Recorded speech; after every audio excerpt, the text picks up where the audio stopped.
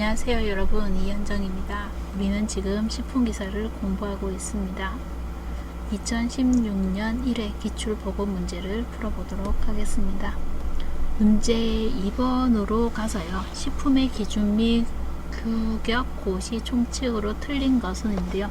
틀린 것은 2번이죠. 먼저 표준 온도는 20도, 상온은 15에서 25도, 실온은 1에서 35도, 미온은 30에서 40도로 합니다. 그래서 여러분들이 이런 총칙 같은 경우는요, 식품 공정을 보시면 양도 많고 당장 눈에 안 들어올 수도 있거든요.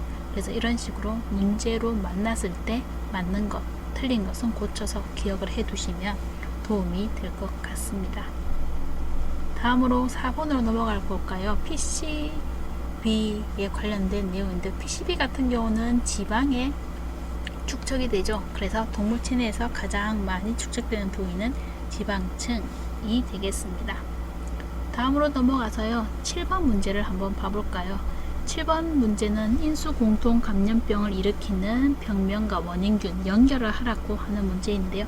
여러분들은 연결하라고 하는 문제는 가장 기본적인 것이므로 한번 연결을 잘 해 두시면 도움이 됩니다.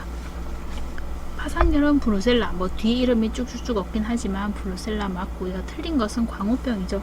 광우병 같은 경우는 프리온 단백질이라고 하는 것이 그 원인이 되고요. 보기에 나와 있는 리스테리아 모노시토시네스 같은 경우는 리스테리아증이 되겠습니다. 다음 문제로 또 넘어가 볼까요? 10분 문제로 한번 가보겠습니다. 버섯의 독성분이 아닌 것은? 이라고 물었는데요. 아미그달린은 아니죠. 아미그달린은 더리금 매실, 다르게 이야기를 하면 청매의 독성분이 되겠습니다. 다음 문제로 가서요. 우리는 문제를 쭉 넘어가서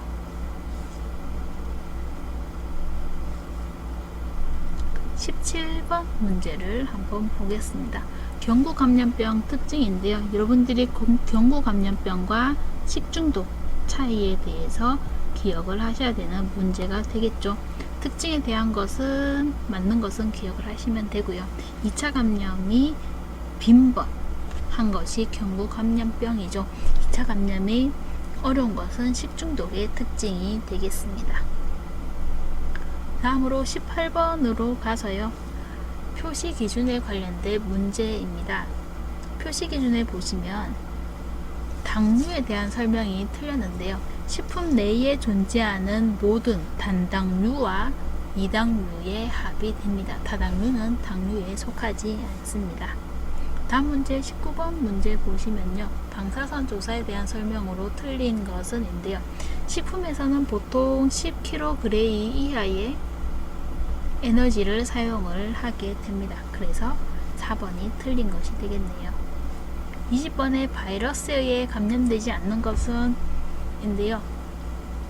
문제 보시면 장티푸스 같은 경우는 세균이죠. 세균인데 세균 이름이 뭐냐 하면 살모넬라 티피라고 하는 세균에 의해서 감염이 되는 것, 나머지는 전부 다 바이러스에 의한 것이 됩니다. 다음 문제로 넘어가서요. 제2과목 식품화학으로 한번 보겠습니다. 23번에 보시면요. 갈변에 관련된 문제가 나옵니다.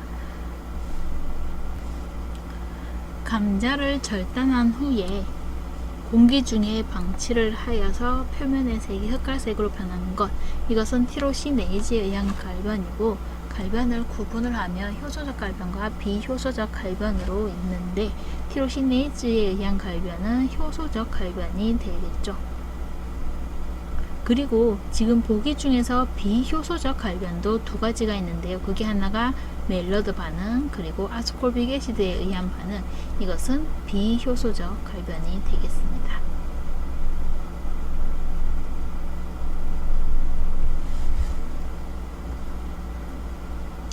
다음 문제로 넘어가 보도록 하겠습니다. 33번 문제로 가서요. 펙틴에 관련된 문제인데요. 3번이 틀렸죠. 나트륨 이온 아니고요. 일반적으로 이가 양이온 이온이 존재를 하면 펙틴겔이 잘 만들어집니다. 당과 산이 부족을 해도 흰 겔이 잘 만들어지는데 그 이가 양이온의 예로 들자면 마그네슘이나 그리고 칼슘 같은 이온이 되겠죠. 그래서 나트륨 이온은 아니고요. 여러분들이 해설에 나와 있는 것도 이렇게 고쳐서 기억을 해 두시면 되겠습니다.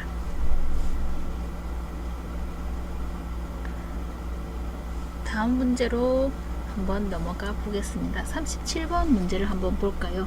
요화제 내의 친수기와 소수기의 균형을 나타내는 것은 우리는 HLB라고 얘기를 합니다. HLB라고 하는 것은 하이드로필릭 리포빌릭 밸런스라고 해서 친수기와 소수기 균형을 나타낸 그 단어를 그대로 약자로 쓴 것이라고 보시면 되죠. 다음 문제로 가서요. 우리 43번 문제를 볼까요? 속껍질 제거 방법, 밀감에서 속껍질 제거 방법인데요. 이때는 산과 알칼리를 병용 처리하는 방법을 이용을 합니다. 다음 문제는 CA 저장에서 가장 유리한 식품을 찾는 것인데요. CA 저장 같은 경우는 창고 안에 O2와 CO2의 조성을 조절을 해서 과실의 저장성을 높이기 위한 것인데요. 일반적으로 과체류 같은 경우는 수확 후에도 호흡이 일어나게 되거든요. 그래서 그 호흡량을 좀 못하도록 줄여서 저장성을 높이기 위한 것, 호흡을 억제해서 저장성을 높이기 위한 것이다 라고 생각을 하시면 됩니다. 그래서 수확 후 호흡을 하는 과체류가 그 유리한 식품이 되겠죠. 다음으로 45분에 보시면요, 염지의 효과를 묻는 것인데요. 여러분들은 이런 문제를 만나면 염지의 효과를 기억을 해 두시면 됩니다. 근육 단백질의 용해성을 증가시키고 보수성과 결착성을 증진시키고 방부성과 독특한 맛을 가지게 하는 것, 이것이 염지의 효과구나 라고 보시면 됩니다. 그리고 그런 다음 문제도 역시 마찬가지죠. 아이스크림 제조를 할 때의 균질 효과가 아닌 것은 이라고 했으니까요. 여러분들이 균질 효과에 들어가 있는 것 역시 같이 기억을 하시면 되는 것입니다.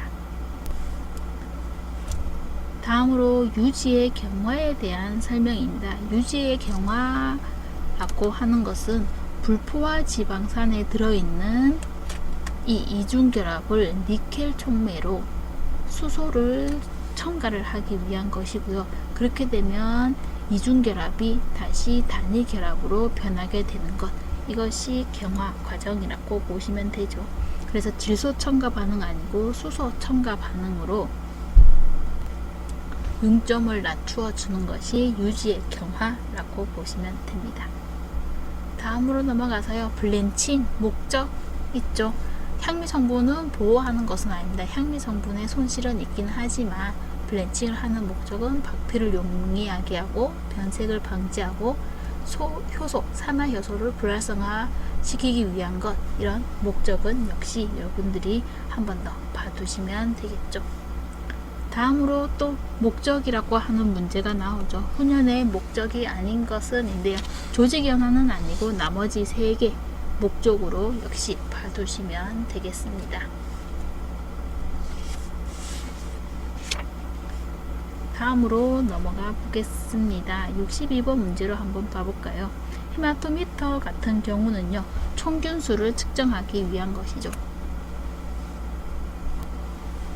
63번으로 가서요, 무성포자를 묻는 것인데요. 지금 보기 중에 무성포자라고 있는 것은 분생포자, 후막포자, 포자낭포자고요. 남포자 같은 경우는 유성포자에 속한 것입니다. 여러분들이 곰팡이 같은 경우는 공부를 할 적에 이렇게 구분을 한번 잘 해 두시면 문제를 풀 수 있는 게 나올 수가 있거든요. 그래서 정리 한번 해 두시는 것이 좋을 것 같습니다. 그리고 분생포자 같은 경우는 무성 포자 중에서도 외생 포자에 속하는 것이고요. 그리고 포장난 포자 같은 경우는 내생 포자에 속하는 것이 됩니다. 다음으로 문제 넘어가서 65번을 한번 볼까요? 65번 같은 경우는 생육 곡선 중에 세균수가 일정하게 유지되고 최대의 세포수를 나타내는 것, 우리는 이것을 정지기라고 얘기를 합니다. 정의에 관련된 내용이니까 여러분들이 한번 봐두시면 되고요. NaCl, 소금, 식염이 미생물 생육을 저해하는 원인이 아닌 것은, 이런 원인 역시 여러분들이 기억을 해 두시면 되죠. 산소 용해도가 증가하는 거 아니고 감소하게 됩니다. 그래서 이렇게 저해하는 원인으로 역시 봐두시면 될 것 같습니다. 68번에 원핵생물을 묻는 건데요. 원핵생물 그리고 진핵생물로 구분을 할 수 있고, 이것도 역시 분류를 한번 잘 해두시면 좋을 것 같습니다. 그리고 원핵생물에 속하는 것은 박테리아, 다르게 얘기하면 세균이 있고요. 또 다르게 원핵생물에 속하는 것은 방성균이 있고요. 그리고 조류 중에 하나로는 남조류가 여기에 속하게 되겠죠. 어디에요? 원핵생물에. 다음 문제 넘어가서요. 우리는 75번 문제를 한번 보겠습니다. 박테리오파지에 대한 오염 대책으로 틀린 것은인데요. 박테리오파지라고 하는 것은 박테리아, 세균에 기생을 하는 바이러스라고 보시면 됩니다. 틀린 것은 발효에 해당하는 것은 아니고요. 다음으로 77번 문제로 가서요. 그람염색에 사용되지 않는 화학물질을 묻는데, 그람염색 같은 경우는 여러분들이 정리를 한번 잘 해두셔야 하는 부분이죠. 그람염색에 사용되는 화학물질 순서대로 보자면, 먼저 크리스탈 바이올릿을 먼저 사용을 하고요. 그리고 세척을 하고 에틸알코올 같은 경우는 나중에 탈색할 때 사용을 하는 것이고요. 그 다음에 두 번째로 사용을 하는 게 루걸 용액이라고 하는 것으로 매염을 하고요. 그 다음에 세척을 하고, 세 번째로 에틸알코올이나 아세톤을 써서 탈색을 하고, 그리고 사프라닌이라고 하는 화학 물질로 대비 염색을 하게 됩니다. 이것이 그람염색에 쓰이는 네 가지의 화학 물질이 되겠습니다. 다음으로 넘어가서요. 대장균, 또 여러분들이 역시 좀 집중해서 봐두셔야 하는 것이죠. 대장균군에 속해 있는 건 맞는데 대부분의 매우 유해한 식중독균 아니죠. 대부분은 무해한 균인데 분변 오염의 지표로 사용할 수 있는 것이 대장균이라고 보시면 되겠습니다. 다음 문제로 넘어가서요. 우리 81번 문제로 한번 가볼까요? 알파아밀레이즈라고 하는 효소에 관련된 문제입니다. 이 알파아밀레이즈 같은 경우는요, 전분의 알파1,4 결합을 불규칙하게 분해를 하게 됩니다. 이 알파16 결합은 분해를 할 수 없는 것이 알파아밀레이즈의 성질이 되겠습니다.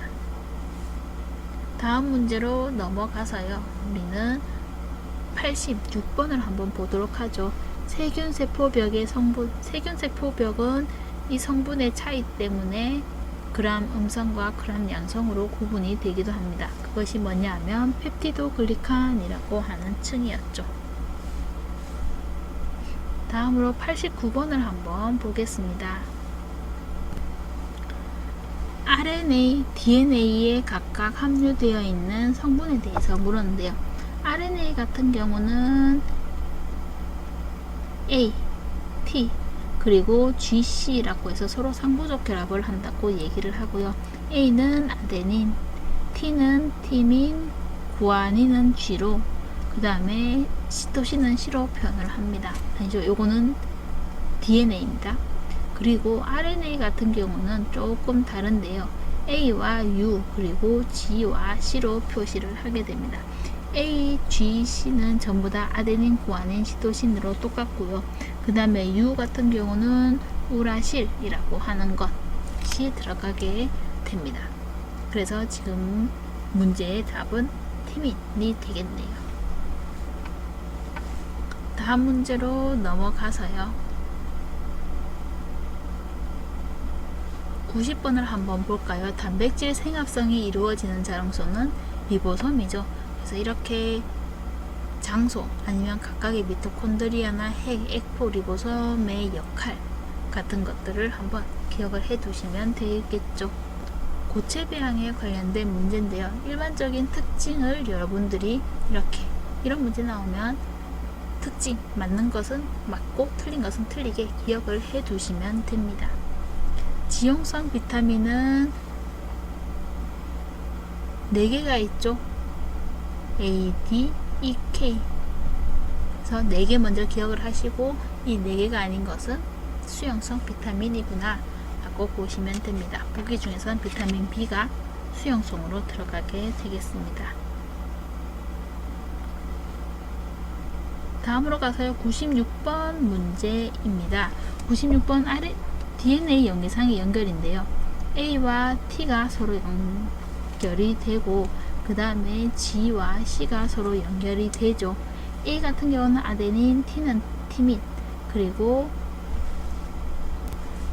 G는 구아닌, C는 사이토신 같은 것. 그래서 이렇게 여러분들이 기억을 하시면 되겠습니다. 연결 옳은 것은 1번이 되겠죠. 그럼 여러분들 이렇게 해서요. 저희는 2016년 1회 기출보건 문제를 풀어보았고요. 문제를 푸실 때 목적이나 이런 것은 맞는 것대로 기억을 하시면 되고요. 그리고 문제를 푸실 때 맞고 틀린 것 잘 구분을 해서 기억을 하시면 그만큼 합격을 하실 확률이 더 올라가지 않을까 생각이 듭니다. 여러분 합격을 기원하도록 하겠습니다.